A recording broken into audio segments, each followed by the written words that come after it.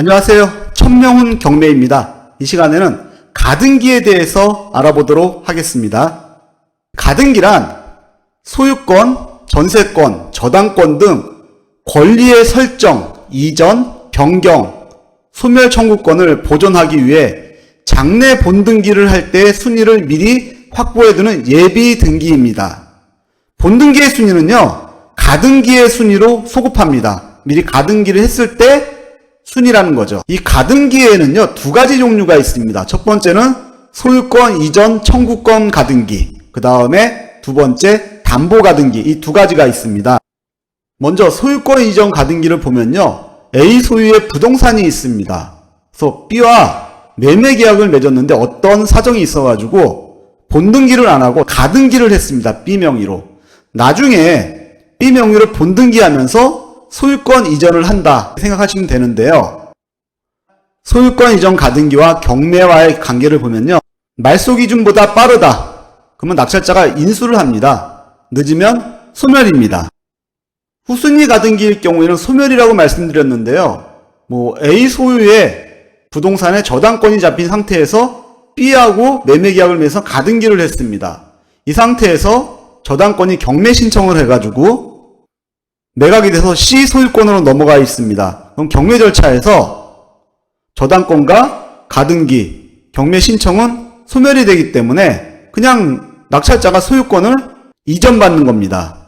그런데 선순위 가등기는 낙찰자 인수사항입니다. 예를 들어 드리면은 A 소유의 부동산에 B가 먼저 가등기를 했어요. 이후에 저당권을 설정을 했죠. 선순위 가등기란 얘기죠.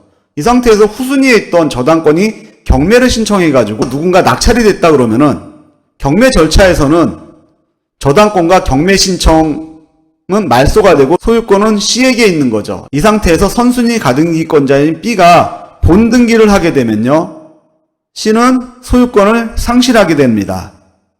담보 가등기는요, 가등기 담보 등에 관한 법률에 이렇게 규정되어 있습니다. 12조, 13조에 보게 되면요, 경매 시 담보 가등기는 저당권으로 본다. 15조, 담보 가등기는 매각으로 소멸한다.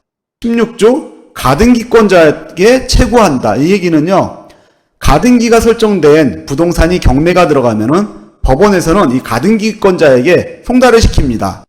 가등기가 설정된 부동산이 경매가 진행되는데 네가 가진 가등기가 소유권 이전 가등기냐, 담보 가등기냐를 밝혀라. 만약에 담보 가등기라면은 채권계산서를 제출해서 배당 요구를 해라. 이렇게 친절히 채고를 한다는 얘기입니다. 그래서 담보 가등기는 말소 기준 권리가 됩니다. 다시 한번 말소 기준 권리 해볼까요? 근, 저당권, 가, 압류, 담보 가등기, 강제 경매 기입 등기일, 집합 건물에서 건물 전부에 대하여 설정한 선순위 전세권자가 임의 경매를 신청할 경우에 전세권. 담보 가등기는 저당권이라고 그랬잖아요, 경매에서. 그래서 물권의 효력이 있습니다. 물권간 우선적 효력, 우선 변제권이 있다는 얘기죠.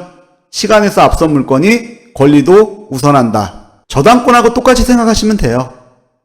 배당을 따져보면요, 첫 번째 1번 가등기가 1억, 2번에 저당권이 2억이다.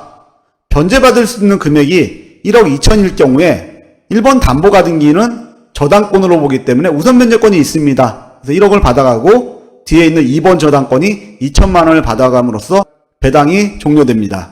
담보 가등기에 대해서 요약하자면요, 담보물권입니다. 담보물권. 공시되겠죠? 그 다음에 말소기준 권리고 민사집행법 제91조 저당권과 같기 때문에 매각으로 소멸됩니다. 금전채권으로 배당의 지위에 있고요, 최우선 변제금 지급 기준 권리가 됩니다. 우선 변제권도 있습니다. 이상으로 가등기에 대해 알아보았습니다.